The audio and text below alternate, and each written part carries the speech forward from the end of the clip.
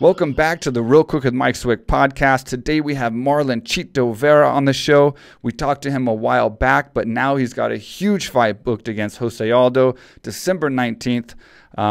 He's got to be excited about that. Jose is ranked number 7th, I think, in the UFC. It's a big jump. This is going to put Marlon in the top rankings if he wins this fight. I think he's going to be motivated. You know, he seems like the kind of guy that trains hard, focuses hard, and puts his work in. He seems like he's going to be ready, and I'm excited to find out. So let's talk to Marlon.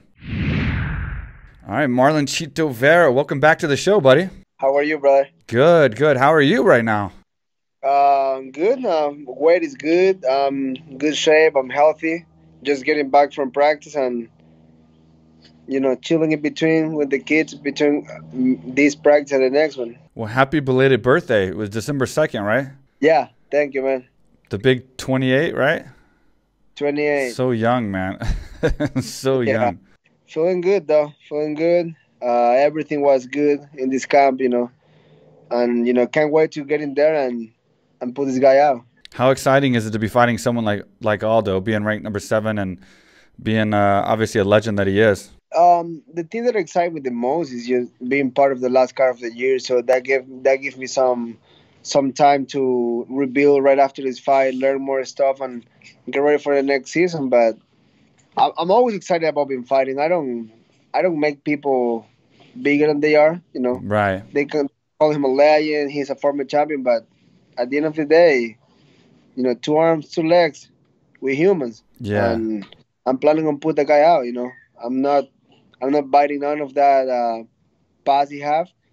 We're fighting the 19, and I'm looking forward in that day and that much him and put him out.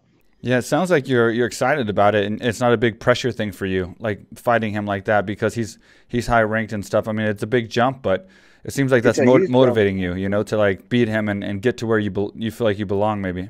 Yeah, well, that's the whole purpose and plan behind. Is like I'm not overlooking him. I know he's tough. I know he's good.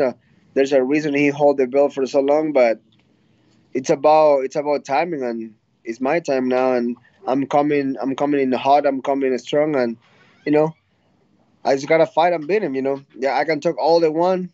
We all can talk, but at the end of the day, you gotta fight. You gotta win to make all that make sense. But you know, I talk when I feel I want to talk. The only thing I have to say is like, I'm gonna put this guy out. Yeah, guaranteed. Yeah, you sound very, very confident. What would be your exact prediction of the fight? I'm expecting him to be strong at the beginning, and I'm definitely expecting him not to keep it up with me. You know, I train too hard. Yeah. I work my ass off the whole year, so there's no way he can keep it up with me. You know, you don't get any younger in this sport. Every time I hear a guy say like I'm 38, I'm 33, and I feel like I'm 28. That's number one bullshit, like Habib says. Nobody gets younger. Yeah, no. The time passes, and you can never go backwards. You can only go forward, and it's my time. I'm feeling good. I feel great. I've been training my ass off. I haven't slack at all. I haven't, you know, think I'm too cool for training hard. I'm keeping the same work ethic and always trying to learn new stuff and get better. Obviously, you're training really, really hard for this. Do you study your opponents a lot? Like, I've talked to fighters that don't even look at tape and don't study their opponents hardly at all. And then I talk to fighters that, like, extensively study and look at tape and do everything they can to try to dissect their opponents down. Obviously, Aldo's got a ton of tape and a ton of experience you can look at and obviously see how he's changed over time. Do you do that? Do you study your opponents and the things that don't change, the variables? I do watch a lot, but I do watch a lot overall. Like, for example, like I watch at least 2 hours a day of fight pass. I go to YouTube just because I like to watch. I like to keep my mind fresh because once, like guys that never watch tape on fighting is like, it don't make sense to me. Like I watch to learn. I watch my older fights, like just to like kind of like see if I'm improving, if I'm not, if I'm the same. And I like to see habits. I would like to start it myself as my opponent. I'm like, oh, look, I put my hands down there. Oh, I flinch there. So, like, when I go spar, I think about those things.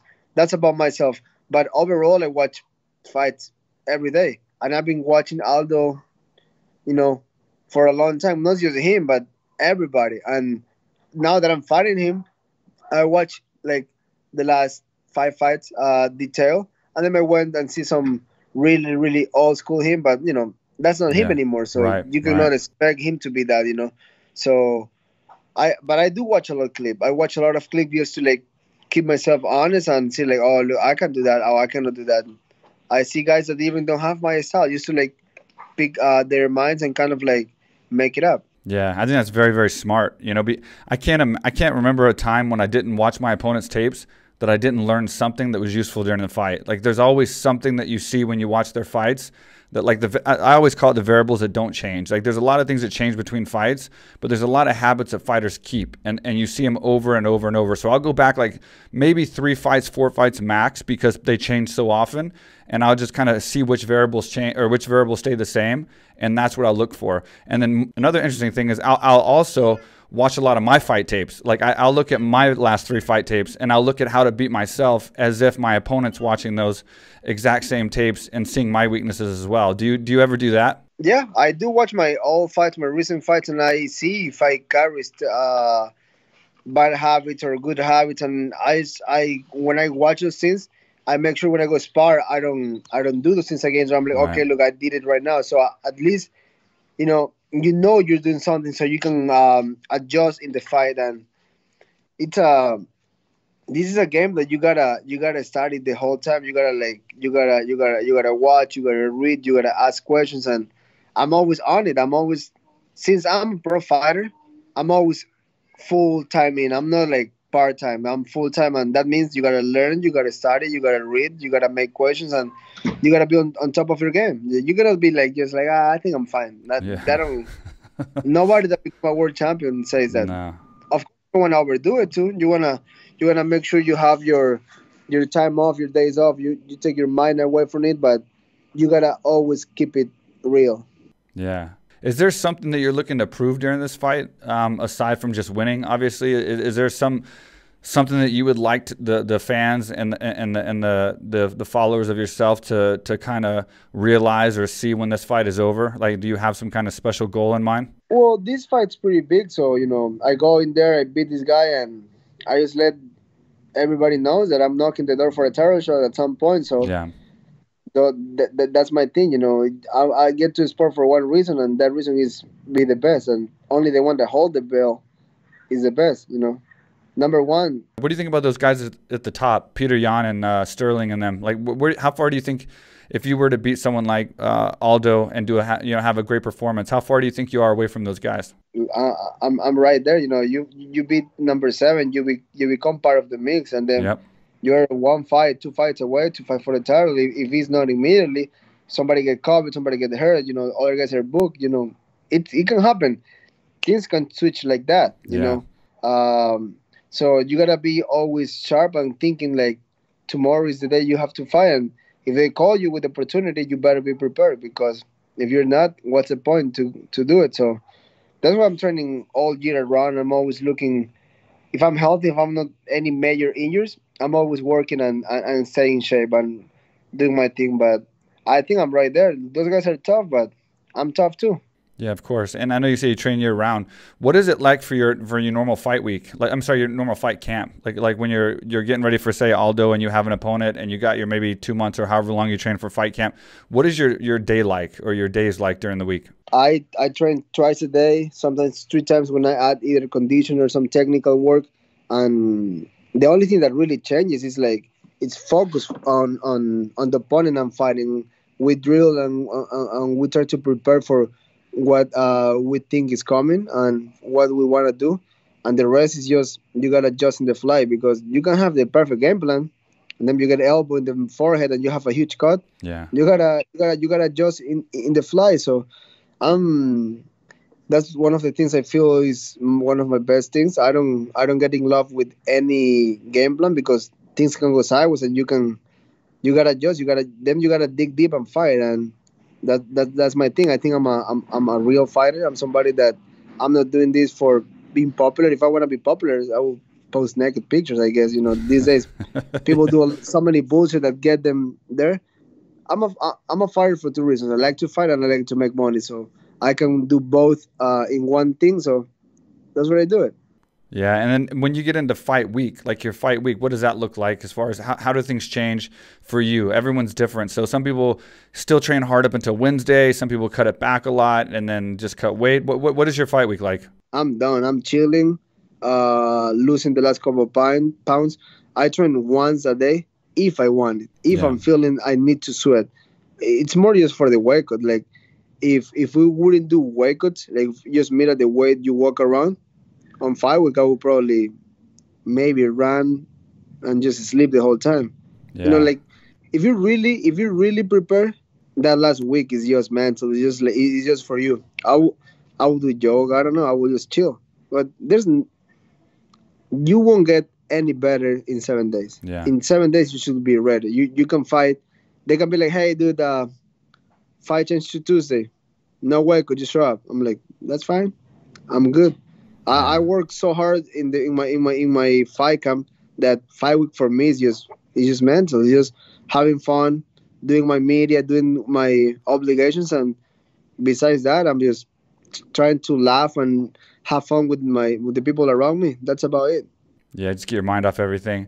I agree with you completely. Like, I don't train a lot during fight week as well. And, like, I think that a lot of fighters' guilt comes into play during fight week, and they feel like they have to keep training so hard, and they don't realize that you're not going to lose anything in 1 week. You know what I mean? And like you said, I don't think you're going to gain anything either, but I don't also think you're going to lose anything. And I think what you can do is you can lose your rest and your recovery for sure if you overtrain. Yeah. But as far as, like, you're not going to lose cardio in just, 1 week and stuff. So I 100% agree with you on that. There's no push for me in fight week.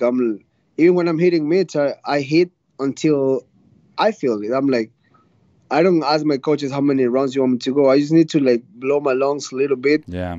And I know I can fight 10 rounds, if I don't get hurt before that. So, like, when I see people training, running in the morning, hitting mitts, grappling, I'm like, I feel it's really dumb. Like, fight week is more for me, having fun, having the right people around me, and cup of coffee in the morning, talk shit to me and my friends, and just have fun and just make it through. And that's about it. Having my manager, my couple of my best friends that are my teammates, my 3 coaches, and that's about it. Any traditions that you have during fight week with your friends to kind of get your mind off? Do y'all watch movies, play games, do anything like that, or is it just whatever comes around? Just whatever comes around. Like, I try to, like, watch cool movies, but it's not like I have to. It's just another week, It's another week, another fight, and you better be prepared. That's why when I'm getting my hands wrapped and I look back, I'm always smiling in the locker room because I know there's nothing I could do more. And if I know I could do more, that's on me. That's my fault. But I always make sure I'm checking on myself weekly, so by the time I'm in the locker room, I don't have to worry about anything.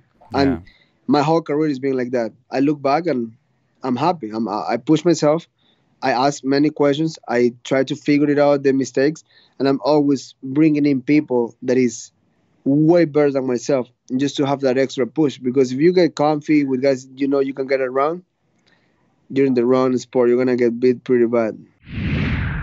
Hope you guys are enjoying the podcast, but support for the Real Quick with Mike Swick podcast is brought to you by our sponsors, our first being Manscaped, the official trimmer of the UFC, and now the official trimmer of the Real Quick with Mike Swick podcast, and yours truly. Precision engineered tools for your family jewels. The best below-the-waist grooming products on the market by far. And you can get yours today at 20% discount, a great stocking stuffer for Christmas, at manscaped.com, manscaped.com. Enter code QUICK, Q-U-I-C-K, at checkout, and you get 20% off and free shipping directly to your door. Again, great stocking stuffer for Christmas for you. Well, get it for yourself if you want, and also get it for your friends, your family members, whoever. I guarantee you they're going to like the product. I use them myself. It's the best on the market. There's nothing that compares. There's no doubt about that. So, again, manscaped.com, manscaped.com. Enter code QUICK, free shipping, and 20% discount. It's a win-win. And because you use code QUICK, that supports the podcast because they know I sent you, and that helps them say, hey, the Real Quick with Mike Swick podcast is sending us business. So support the podcast, get the best groomer on the market, and save 20% free shipping, manscaped.com, enter code QUICK. And as always, the Real Quick with Mike Swick podcast is brought to you by AKA Thailand, the world's premier luxury training resort in Phuket, Thailand. And now you can save 30% by going to akathailand.com and booking any group training package. You get 30% discount, and you can book a week, a month, 6 months, a year, as much as you want right now for 30% off, and you can use it anytime in the future. So if you want to use it after the pandemic, at the end of the year or the beginning of next year or 2022, 2023, anytime in the future you can use it. You're in our POS, you're locked in, it's purchased. It's yours. If you have any questions, you can email info@akathailand.com about the training, about the packages, pricing, mixing up different packages, and still saving 30% on the training. When the borders are going to open, we have all the updated information at info@akathailand.com. If you're not familiar with the gym, here's our commercial. What's up, everybody? I am here in Thailand. This is the first time I've ever been here. Been dying to come here for years. Mike Swick, he's one of the big reasons he's been trying to pull me down here. What he built down here, AKA Thailand, is incredible. There's people here from all over the world.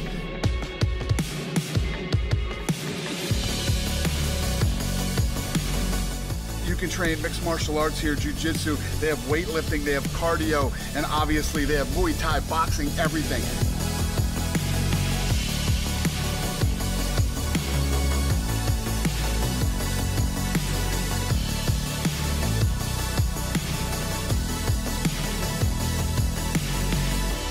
I'm telling you guys, I know everybody wants to go to Thailand because Thailand's so cool, but you can't come to Thailand without coming to AKA Thailand. Come on.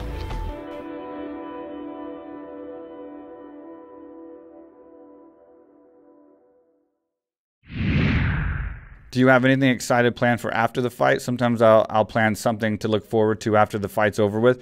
Anything cool this time or not yet? Just going to play it by ear? Since I'm fighting the 19th, there's not too much time. I was planning on go to Hawaii and surf the rest of the month, but it's too close to Christmas. So I'm like, I'll probably stay around, but go eat ice cream and cookies with the kids for 3-5 days, and after that, go back to the horse. Hopefully, I'm healthy and I can keep on training right away, because when I'm done with the fight, I like to do like super long, decent runs and just like have my mind recreate. And I really want to go to the gym and train for 7 days, but in those 7 days I would do like, I don't know, like 20 miles, like super long distance, just to like think about it, win, lose or draw, just like see what happened, see what I do right, what can be better. And when I go back to the gym, I go with the mind ready to go. Yeah, I was going to ask you, do you still surf during your fight camps, or do you cut it back a lot? Oh yeah, you still surf? Oh yeah. Oh yeah, almost every day. Like today, I couldn't go. The waves were pretty damn good, but tomorrow is getting bigger. So tomorrow I'm gonna be early in the water. Yeah, every day, huh? Yeah, I try to go at least 3-4 times a week. I just like it too much. And then people say, "Oh, you can get injured." I'm like, "Yeah, you can get injured anywhere. Yeah, you can get injured. You can. Look what happened to Tony. He tripped on some cables and he blew his knee off. Yeah. So surfing is not gonna. Yeah, it can happen. I don't knock on wood. I'm human, but it's something I love to do and I enjoy it. Dillashaw's coming back soon. Where do you see him coming back into the mix? Like where do you see him fitting in the division when he comes back after this time off? Not just because we're cool and he's my friend, but I believe he's either fighting the guy that is ranked #1 if the title fight is set. If not, he can go right away for the title. Like, why not? Yeah, I get he gets suspended, but at least he had the balls to accept it and be like, yeah, I fucked up. So I respect that.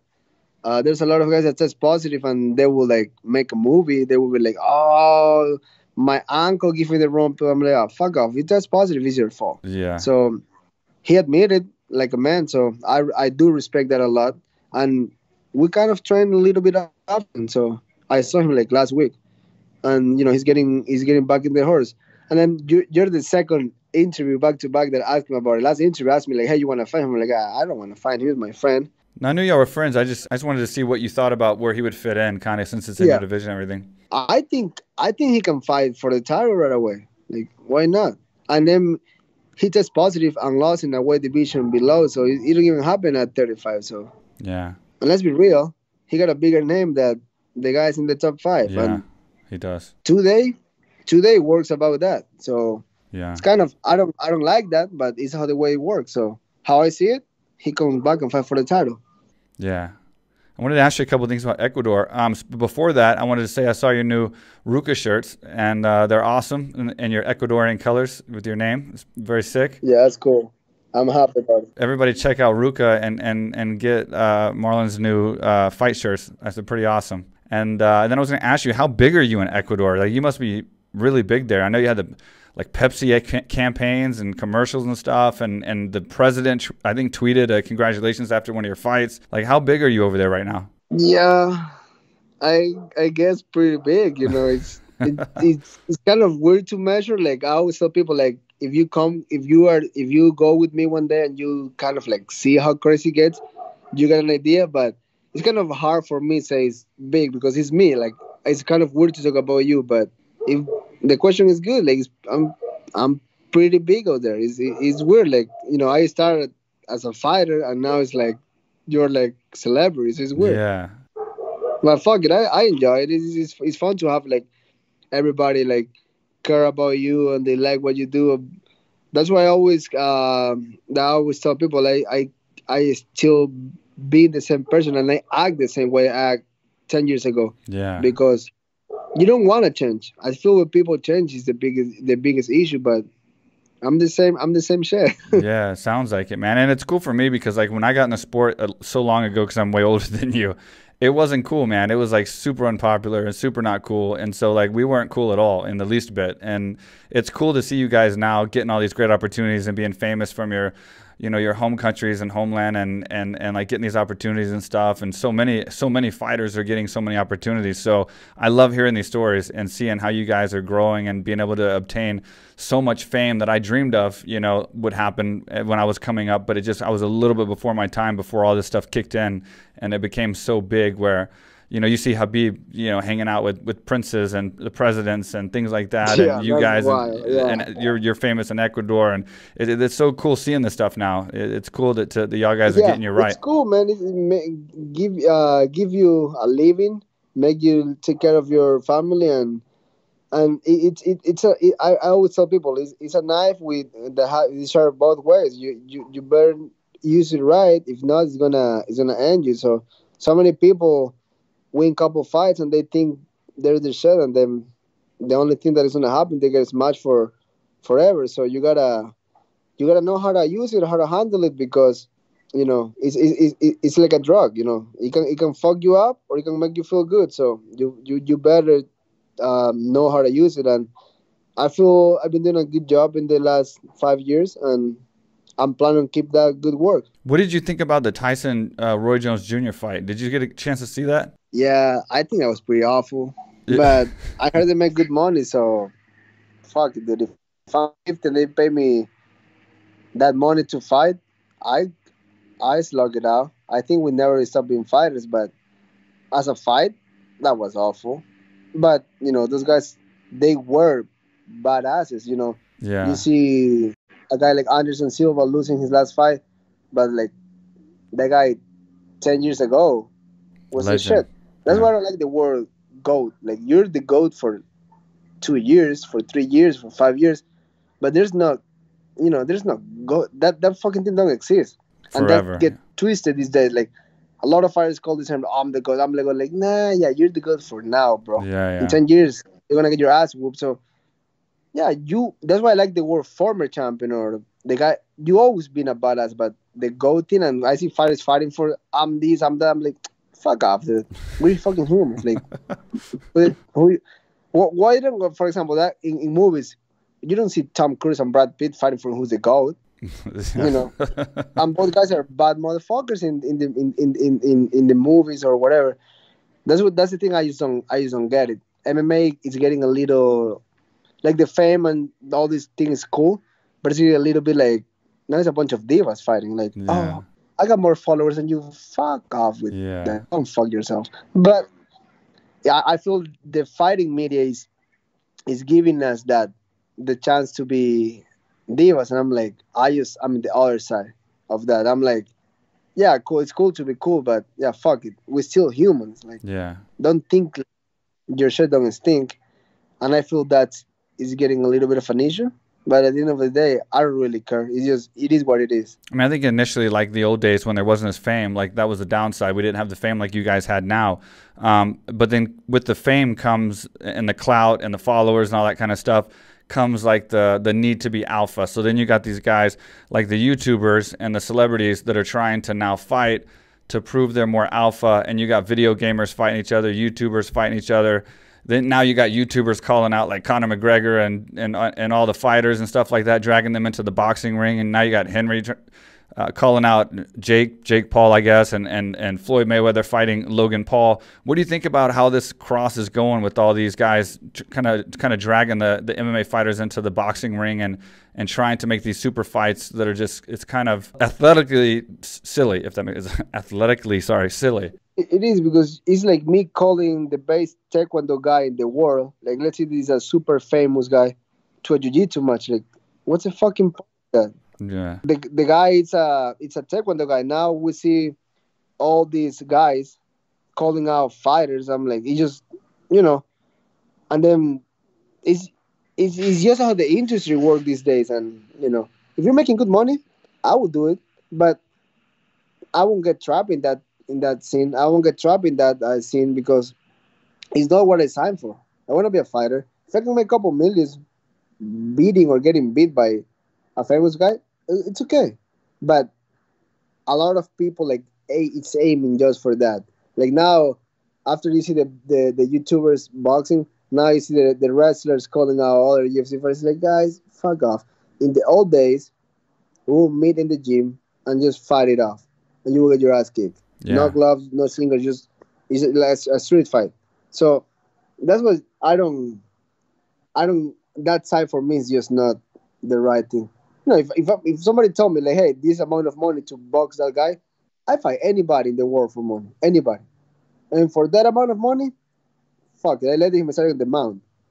It's a show, it's a fight, whatever. It's for money, but it's just getting silly and looks like they're promoting that a lot. I think the more that this happens, though, it's going to slow down a lot. I think you saw the fight probably with Jake Paul and Nate Robinson and how flatlined he got. I think the more something like that happens, when people see how brutal somebody can get knocked out and then how much fun they get made fun of, which is a normal occurrence in our sport. You know what I mean? You guys get knocked out and the fans, the followers are brutal about it. And you have to deal with that, get back in the ring, fight again, pick yourselves back up. That's part of being a fighter. I think now that happened, that's going to slow down a lot of these celebrities from wanting to probably do it, because they're going to see what happened to him and be like, shit, man, this is real. Like, this can end really, really badly if it, having the decisions like Logan Paul had before and all, that's one thing. But when you get flatlined out in front of the world and look like that, you start seeing how real fighting is, and you don't want to mess around too much. Yeah, but it's still, I feel like every single man in the world have the ego that they think they can fight. Yeah, true. I haven't know a guy that is like, yeah, I don't know how to fight. Like, everybody thinks at some point they can fight, and the problem is, like, they compare themselves to UFC fighters sometimes, or any fighter in the world. I'm like, go and call Tyson in his prime and tell him, like, hey, pussy, let's fight. Yeah. No, you will shit your pants. But now it's like, you see guys calling out Tyson. I'm like, dude, it's a 50-year-old man. I don't know how old is he, but living alone, like, the guy was a badass. Now he's all. Don't get me wrong, he can punch a hole through your head, but it's just getting weird. Yeah. But fuck it. If there's the money, good for them. Yeah, and I agree with you, man. 100%. And Marlon, man, listen, I want to take up much of your time. I know you got a lot of interviews, like a fight coming up and everything. I appreciate you so much for coming back on my podcast and giving me an update. It was great to have the first podcast, and it's great to get a catch-up podcast with you right now. It sounds like you're in great spirits. I'm excited for your fight. Your head's in the right place. It seems like your training's going great, so I can't wait to see how you perform December 19th against Jose Aldo, and wish you the best of luck, brother. Thank you, man. I appreciate it. It was good talking to you. Good talking to you, too. Good luck, man. All right, Marlon Chito Vera. I don't know why I like to say his name like that. It's his full name. It just sounds so cool. Marlon Chito Vera. He seems to be in a very good place. I agree with almost everything he said. I think it's a very smart way to be a fighter. strategically, physically. I think you have to do everything, and I think he's covered his bases, and I think he's meeting Aldo at a right time. He's moving into his prime. Aldo's moving out of his prime, but a legend of the sport, an extremely dangerous fighter who you always have to be ready for. But I think it's going to be a collision, and I think it's going to be very exciting. And I think Jose Aldo definitely doesn't want to lose. He's gonna be putting everything he has into it, and Marlon definitely wants to win, and he's gonna be putting everything he has into it as well. So it's gonna be a super exciting fight, December 19th. Can't wait for it. It was good to catch up with Marlon and talk about all the stuff that we talked about, and appreciate his time. Hope you guys enjoyed it and took from it. Please leave a comment on YouTube. Let us know what you think. We love the support. We try to get back and answer all the questions and comments you guys have. We read them all for sure. We're on all the audio platforms. Every platform that has a podcast, we're on it. So you can listen to us on any of those. But YouTube is the preferable option. It's always fun to see us talk and interact, and you leave comments and we interact back. Don't forget to subscribe. Don't forget to hit the bell. We appreciate the support, and we'll see you next time. Real quick with Swick.